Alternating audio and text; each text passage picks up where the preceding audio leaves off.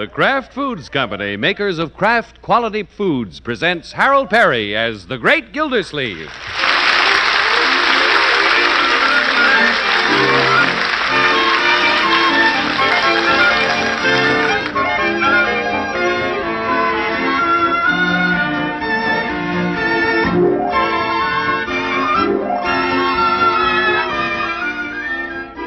Again tonight, we're bringing you news of Gildy's Blade, the unique knife spatula invented by Gildy himself that you can get through Parquet Margarine at a tremendous saving. It's a sensational premium offer. Have paper and pencil ready for full details in our next announcement.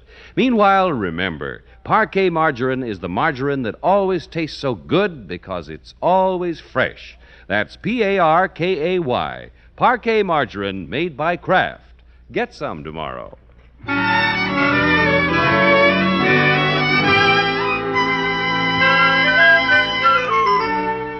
Well, let's see what's doing with the great Gildersleeve. Since his niece's marriage is just a few weeks away, he tactfully leaves the parlor to Marjorie and Bronco and their wedding plans. This evening, he's returning from a long walk, enjoying the balmy spring air and his own baritone voice. When it's springtime in the Rockies, I'll be coming back to you. Little sweetheart of the mountains, with your bonny eyes so blue. Who said that? Oh, bullfrog. Must be in Bullard's lily pond. I bet I can go lower than he can.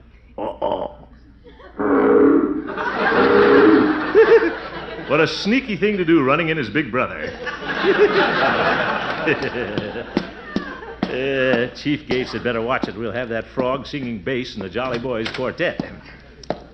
When it's spring... Well, hello, children. I'm back. Come on in the parlor, Uncle Mort. Good evening, Mr. Gildersleeve. Don't get up, Bronco. You're practically a member of the family. Oh, by the way, Unky, Bronco's mother called while you were out. Oh? She wants Bronco and me to have dinner over there Sunday. Next Sunday? But, Marjorie, you had dinner at Broadmoor last Sunday. Well, I know, but... Mother wants to spend as much time with Marjorie as possible, Mr. Gildersleeve. And you know how Mother is. Yeah, I know how Mother is. A fine woman. But I'd planned to have you children here for Sunday dinner. Bertie has 2 chickens in the icebox. Well, maybe next week, Unky. Yeah, Mr. Gildersleeve. We'll be happy to come next week. I'll be happier if you come this week. We have to divide our time, you know, children. Let's not forget your old uncle. Oh, please, Uncle Mort, don't make a big thing out of this. Who's making a big thing out of it? I'll merely call Mrs. Thompson back and explain the situation. Do you think you really should, Uncle? Absolutely. Mrs. Thompson's a hard woman to explain things to, but give me Broadmoor 1313. Unlucky number. Oh, Mr. Gildersleeve. Yes, Bronco? What time is it? Well, it's 10 o'clock. Perhaps I should have told you. Mother goes to bed at 9:30. She does? Better hang up. Hello? Sorry, wrong number. What number were you calling, Mr. Gildersleeve? Oh. Is that you, Mrs. Thompson? It is. Well, I guess it is the right number, after all. Hope I didn't awaken you. You did. What do you want, Mr. Gildersleeve? Well, as long as you're awake, I'd like to talk to you about having the children over for Sunday dinner. Oh, yes. Marjorie and Bronco are coming over here. Now, Mrs. Thompson, I'd like to have them come over here. You had them last Sunday. I beg your pardon, Mr. Gildersleeve. They had dinner with you. Oh, no, they didn't. Oh, yes, they did. No, they didn't. I can tell you what you had for dinner. Leg of lamb, mint jelly, succotash, and tapioca pudding. We have that every Sunday. Let's not be greedy, Mrs. Thompson. Greedy? Mr. Gildersleeve, isn't the pot calling the kettle black? The pot? Now, see here, Mrs. Thompson. The children are coming to my house. No, they're not. Well, I won't argue the matter. Well, I will. Guess I won't. She hung up. All right, I'll hang up on her, too. Uncle Mort, we couldn't help hearing you. You shouldn't talk to Mrs. Thompson like that. I shouldn't talk to her at all. I get further talking to the frogs. Where's my hat? Unky! I'll see you kitten later. Gosh, Mr. Gildersleeve's pretty upset, isn't he? Yes. I guess he's going for another walk. Gee, I'm sorry, Bronco. Oh, I understand. Father goes for walks all the time. Bronco, we've got to do something about your mother and Uncle Mort. Yeah. It's too bad they can't get along when we're so much in love. Well, it's mostly Mother's fault. She gets pretty stubborn sometimes. Yes, I know. Your mother can be very stubborn. Oh? Well, your uncle can be very hot-tempered. Well, just a minute. Well, all right. Oh, Marge, darling. Oh, Bronco. There now, darling. Put your little head on Bronco's shoulder. We'll figure out some way to get them together. I wish they could be as happy as we are.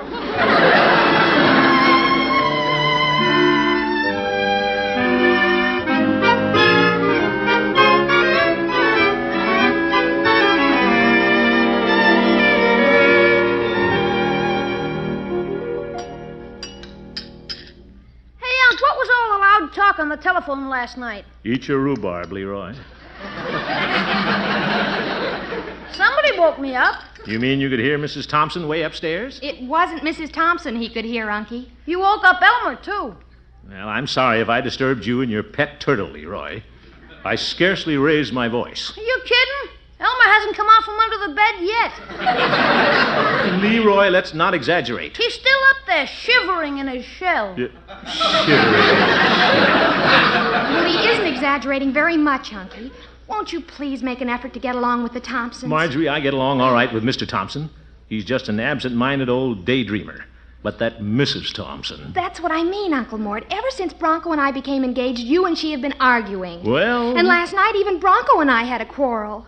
You did? All because of you and his mother. I'm sorry, my dear. You know I don't want anything to happen between you and Bronco. I know you don't, Unky. Of course, I don't think I'm in the wrong. I've always been willing to meet Mrs. Thompson halfway. Well, please remember that. Oh, and you'll be glad to know Bronco and I aren't having dinner at the Thompsons Sunday. You're not? We thought you and Leroy might like to join us for a picnic at Grass Lake instead. Well... Oh, boy, a picnic at Grass Lake? That's keen. A capital idea, my dear. Love picnics. By George, I put one over in Mrs. Thompson after all. So instead of having dinner here, Mother, Marjorie and I thought it would be nice if you and Father joined us at Grass Lake for a picnic. Well, it is nice picnic weather, and I really don't care just as long as you're spending Sunday with your father and me. Of course, I imagine Mr. Gildersleeve will be rather put out. Mother, Marge and I have been thinking, can't you and Mr. Gildersleeve try to get along a little better? Son, I like your Marjorie very much. I'm devoted to the girl. But Mr. Gildersleeve... Oh, Edward, bring me an aspirin. What was that, Martha? The aspirin. They're in the medicine chest. Oh, medicine chest. Well, that's where the aspirin is. Yes, Edward. I'll go get some. Look, Mother, this is serious. If you aren't nice to Marjorie's uncle, it may affect our future. Really. What? Marge was crying about it last night. Oh, the poor dear. Well, for her sake and for you, son, I'll make every effort to be nice to Mr. Gildersleeve. Ah, thank you, Mother. When I see him. And I don't expect to see him for quite some time. Well, I feel better already.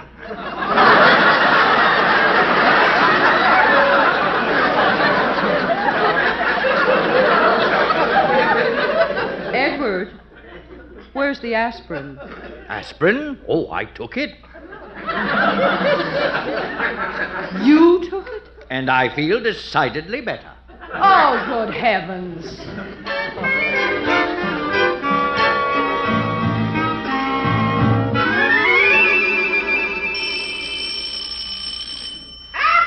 Yeah, never mind, Bertie. I'll get it. I'm on my way. Probably Bronco to take over the parlor again. Evening, Gildy. Oh, Judge, come in. I thought you were Bronco. Thank you, Gildy. I am young and handsome, but I'm not engaged. Don't give up, Judge. Where there's life, there's hope. Plenty of life in me. In fact, I came over to see if Leroy wanted to fly a kite with me tomorrow. You, Judge? Yes, indeed. I've always wanted to tell you to go fly a kite, but I never thought you'd do it. Now, Gildy, I just happened to be rummaging through the attic, and I came across my old box kite. Is that the one you discovered electricity with, Judge? Now, Gildy, this March wind would send it sailing. Where is Leroy? Well, Leroy went sailing right after supper over to Piggy's house. Oh? He can't fly kites tomorrow, Judge. He's going on a picnic. Boy Scout picnic? No, Judge, it's a little family picnic. How delightful. Yeah, just Marjorie, Bronco, Leroy, and me. But that's only 4. You have a 5-passenger car, Gildy. Judge, I'm taking a large lunch. Well, I wouldn't think of horning in, but I am a lot of fun at a picnic. Oh, hello, Judge Hooker. Well, good evening, Marjorie. My, you look pretty tonight. Well, thank you, Judge. She's going to make a beautiful bride, Horace. I agree, Gildy. I hear you're going on a picnic tomorrow, Marjorie. Yes, out at Grass Lake. There'll be 6 of us. 6? Oh, meeting Bronco's parents out there, are you? No, Judge, I'm not going anywhere near Mrs. Thompson. Well, now, Unky, you promised to change your attitude. Didn't you say you'd meet her halfway? Well, yes, but... Then you won't mind if the Thompsons come to the picnic. What? I hate to do this to you, Unky, but Grass Lake is halfway between Broadmoor and Summerfield. Go fly your kite, Judge.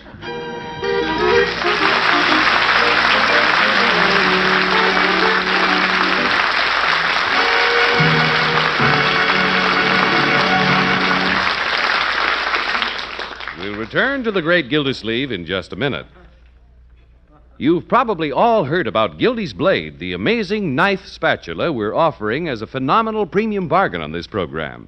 Tonight, we want you to hear from a woman who's already using one in her own kitchen, who can tell you just what a real cook thinks of this unique kitchen implement. It's none other than your old friend Bertie. Big thing I want to tell you, ladies, is that Gildy's Blade is the handiest and most practical kitchen implement ever. Why, it's the grandest knife. In fact, it's the 2 grandest knives you've ever used, both in the same handle. Got a serrated edge on one side for slicing and a straight edge on the other side for cutting. And it's a spatula, too, for all sorts of mixing, turning, and scraping. Handiest thing you ever had in your kitchen. So you listen now while Mr. Heaston tells you how you can get one of these wonderful knife spatulas. You'll thank me, too, for telling you about it. Thank you, Bertie. Now, ladies, believe me, here's a real premium bargain. 2 fine kitchen knives and an all-purpose spatula in one handle. A real $2 value for only 50 cents, and the label or wrapper from any loaf of bread you buy at your grocer's, and the red end flap of a package of parquet margarine. Or in some states, you may have to use the side panel of the parquet package that shows the 4 yellow quarters. Send your $50, your bread wrapper or label, and the red end flap or side panel to Kraft Foods Company, Box 5939, Chicago 77. Your knife spatula, a $2 value, will be mailed to you immediately. But hurry, this offer is for a limited time only.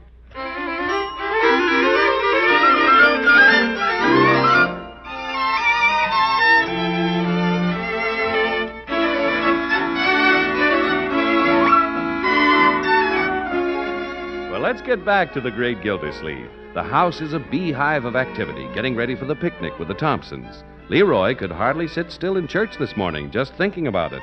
And the Great Gildersleeve is having a hard time holding still for it, too. What a picnic this is going to be. Splitting my chicken with the Thompsons. Well, I promised Marjorie I'd be cordial to Mrs. Thompson, and by George, I will. I'll say, have a piece of chicken, you old hen. You all set, Unc? I am. Yeah, just about, Leroy. Hey, I think I'll take my turtle. He can play in the water. I wouldn't do that, Leroy. It's a big lake. You might lose Elmer. Yeah? On second thought, why don't you take him, Leroy? Nuh-uh. I'll take a pail and bring him a bucket of wet sand. Yeah, he liked that. Crafty little fellow. Mr. Gildersleeve. Yes, Bertie? I'm through packing the lunch. Anything I can help you do? Well, you might help me find my ukulele, Bertie. The last time I saw that ukulele, Leroy had it hanging from a tree. Hanging from a tree? Yeah, so he was trying to get a wren to build a nest in the hole. A wren? Oh, my goodness. I hate to take it away from the birds, but I need it at the picnic. Yes, sir. I sure am glad you and Miss Thompson gonna get together. Well, I'll make the best of it. Yes, sir. It's about time you two met on neutral ground for a peace talk. Y'all been trying to scalp each other long enough. Bertie, we're not a couple of Indians. No, sir. But it won't hurt none for you to get together and smoke that old piece of pipe. Bertie, that's a pipe of peace. Yes, sir. Pipe a piece of pipe. It won't hurt none to smoke it.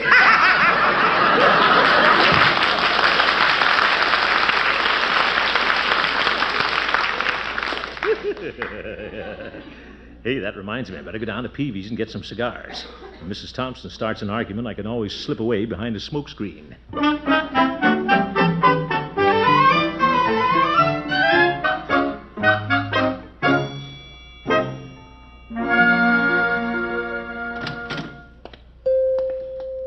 Hello, Peavy. Hello, Mr. Gildersleeve. What can I do for you this fine spring day? I need a number of things, Peavy. We're having a picnic this afternoon out at Grass Lake. A picnic, eh? Well, that sounds jolly. I don't know. I'm going out to meet the Thompsons. Oh. Yeah, Marjorie feels that Mrs. Thompson and I have to patch things up, Peavy. This is practically a peace conference. My. Better give me a half dozen cigars, Peavy. For you or Mrs. Thompson? Naturally, for me, Peavy. Well, how about a couple of packages of chewing gum, Mr. Gildersleeve? Women like to chew gum. It exercises the jaw muscles. Her jaw gets plenty of exercise, Peavy. Better give me a dozen paper plates and some of those little wooden forks, huh? All right. We have some nice candy if you'd like to take along a box. I'm not taking her any candy, Peavy. I'll just take the cigars and those paper plates. Very well. There you are, Mr. Gildersleeve, and I hope it's a pleasant picnic. Well, it's got to be. In fact, I'm going out of my way to make it pleasant for Bronco and Marjorie's sake. Very commendable. Thank you, Peavy. The kids will liven it up, and I'm taking along my ukulele. Well, that should keep things humming. Yeah, you bet. I'm going to work hard on this, Peavy. By George, by the time the picnic's over, I'll have Mrs. Thompson right in the palm of my hand. Well? That's going to be quite a handful.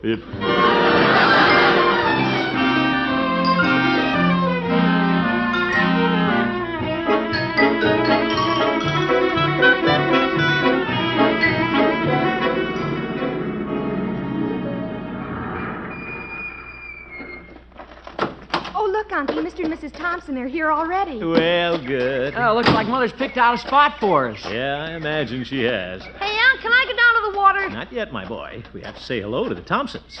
Hello, Mrs. Thompson. Hello, Marjorie, dear, and Leroy. Hello, Mrs. Thompson. Hi. You're late, Mr. Gildersleeve. Well, remember, Mother? Well, he is. Watch it, Mrs. Thompson. You remember, too, Uncle Mort. Oh, yes. Sorry that I'm late, Mrs. Thompson. Hello, Mr. Thompson. Well, I didn't see you folks arrive. I was looking up a tree. I bet there was a squirrel looking down. How are you, Mr. Thompson? Oh, splendidly, my dear. Well, I see you brought Leroy and your Uncle Snort. Oop. No, Uncle Mort, Father. Oh, yes, to be sure. This is going to be one of my bad days. Well, isn't it nice that we're here all together? Isn't it? Yeah, nice. Oh, we're going to have a lot of fun. Oh, yes, barrels are fun. Say, while we're here, why don't we have a picnic? Yep.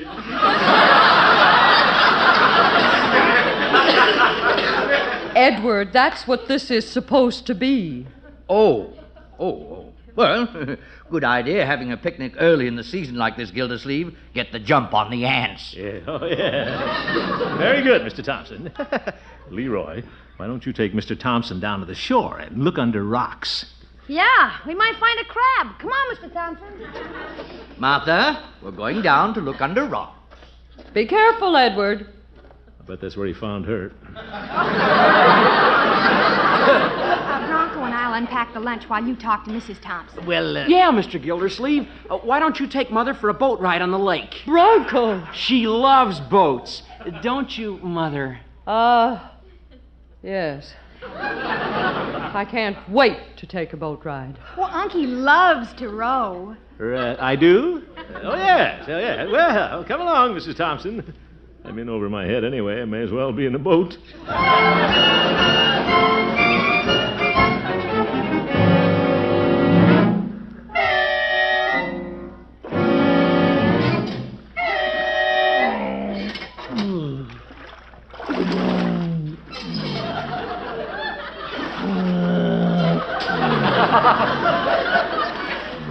There's a stump ahead, Mr. Gildersleeve. Oh?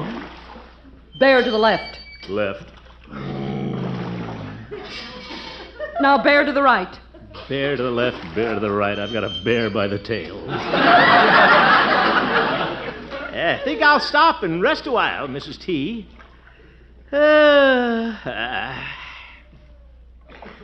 Quiet out here, isn't it?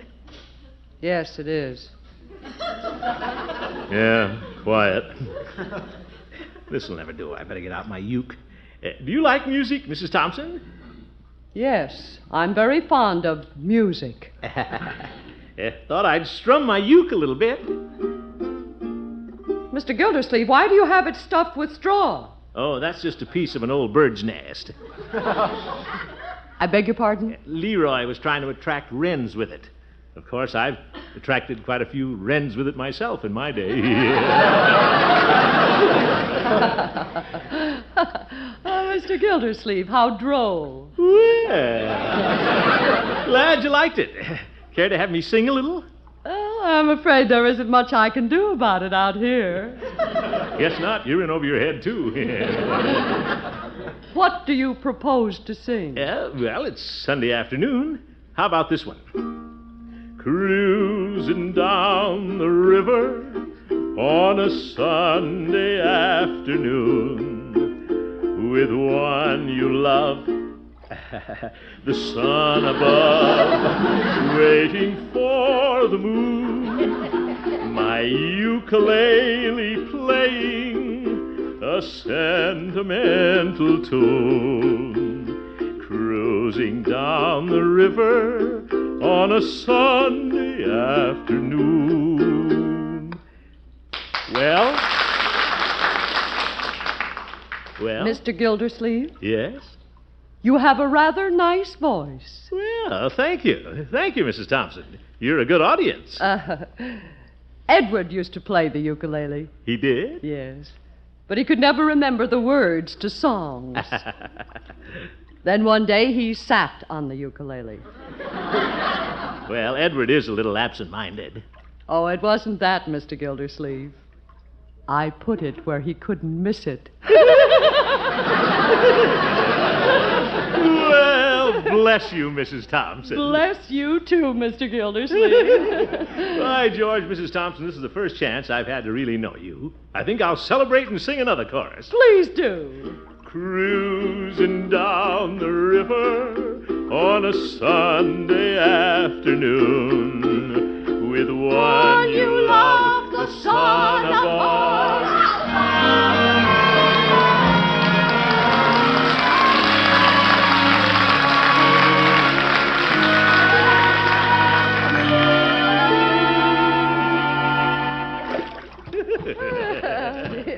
You're a wonderful tenor. You know that, Mrs. Thompson. Here, let me help you out of the boat, huh? Oh, thank you, Mr. Gildersleeve.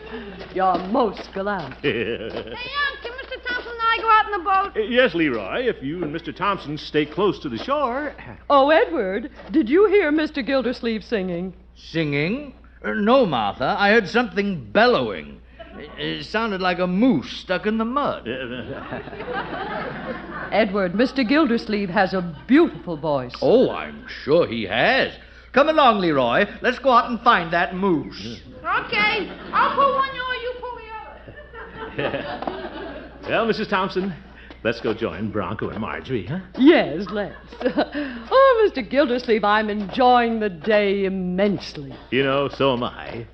I think Bronco and Marjorie had the idea that we couldn't get along. Well, we've never really had a chance to get acquainted. Ain't it the truth?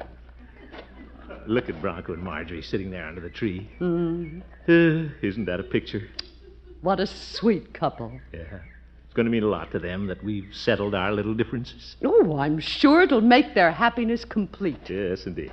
Well, hello, children. We're back. Hello, Unky. Hi, Mother. Hello, Mr. Gildersleeve. How was the boat ride? We had a very nice time. Did you really? Yes, indeed. I even sang your mother a song, Bronco. And she liked it? Well, she didn't jump out of the boat. I enjoyed the boat ride and Mr. Gildersleeve's singing very much. Really? My dear, you heard what she said. Mr. Gildersleeve, Marge and I have been talking about you and Mother. Again? We had a feeling that you'd come back and tell us everything was just fine, Mrs. Thompson.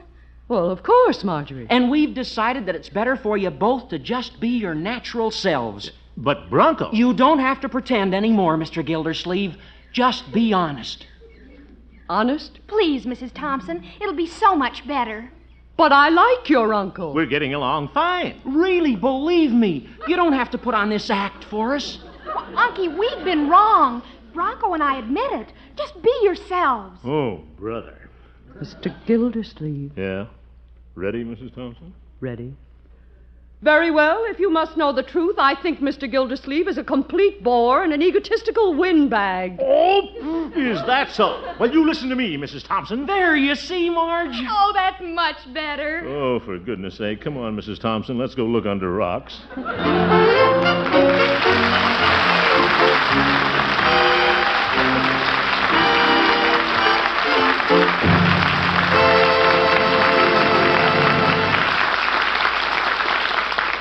The Great Gildersleeve will be right back.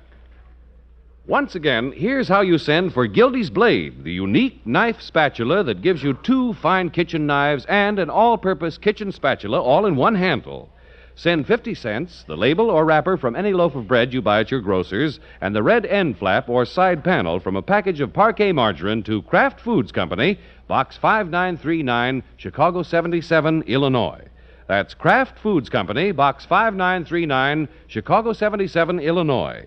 Be sure to include your own name and address. And hurry! Send for your Gildy's Blade tomorrow.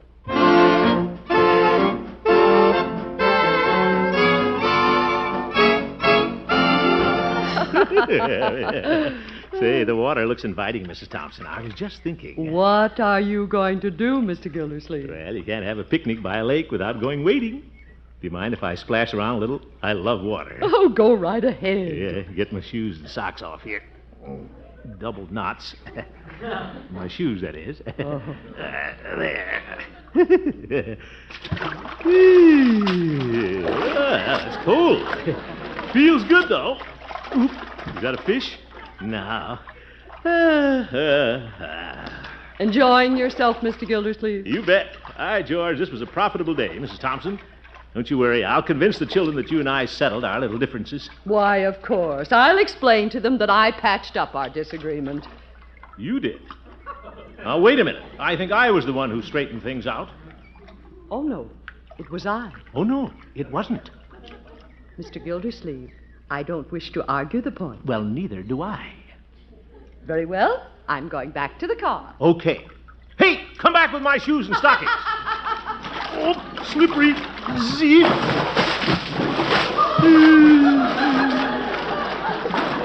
Good night, folks.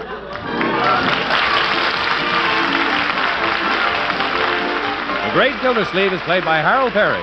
The show was written by Paul West, John Elliott, and Andy White, with music by Jack Meakin. Included in the cast are Walter Tetley, Mary Lee Robb, Lillian Randolph, Earl Ross, and Dick LeGrand.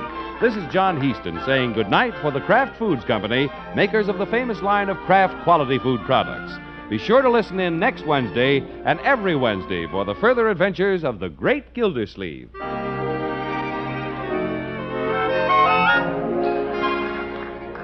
Want to put magic in leftover meals? Then have plenty of Kraft prepared mustard on hand. Mustard makes hidden flavors pop right out of leftover meats, adds new life to salad or egg dishes. You can get 2 kinds of Kraft prepared mustard, you know. Salad mustard, mild, delicately spiced, or Kraft mustard with snappy horseradish added. Have both on hand, for when you add a little mustard, you add a lot of tang. Get Kraft prepared mustard.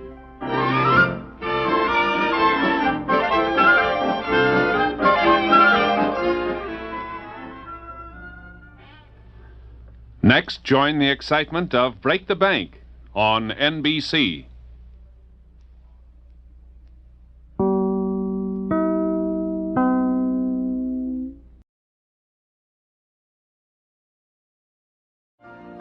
You've been listening to the OTR Gold Network. Find more classic radio at otrgold.com.